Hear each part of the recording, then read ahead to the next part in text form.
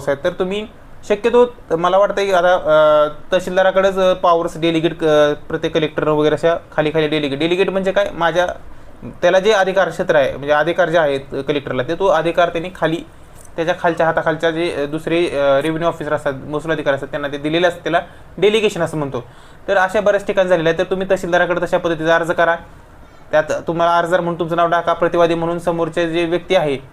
जी दुरुस्ती केल्यानंतर ज्याच्या अधिकारावरती तो अफेक्ट होणार आहे किंवा त्याचा इंटरेस्ट आहे त्यामध्ये हितसंबंध असलेले व्यक्ती असतील, त्यांना पार्टी करायचं, त्यांना नोटीस जाऊन दोघांचं म्हणणं ऐकून घेऊन कागदपत्राची पडताळणी होऊन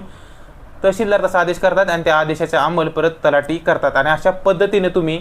जरी समजा तुमच्या सातबाऱ्यामध्ये काही घोटाळा झाला असेल, काही कसं असतं माणूस आहे, माणूस चुकत असतो, मग ते लेखन प्रदान चुकीमुळे असेल, म्हणजे टायपिंग करताना असेल किंवा इतर काही कारणास्तव असेल, महसूल अधिकारी हाताशी धरून केलेली चूक असेल किंवा काही असेल, तर त्यामध्ये तुम्ही जर कागद पुरावे तुम्ही सिद्ध केलं तर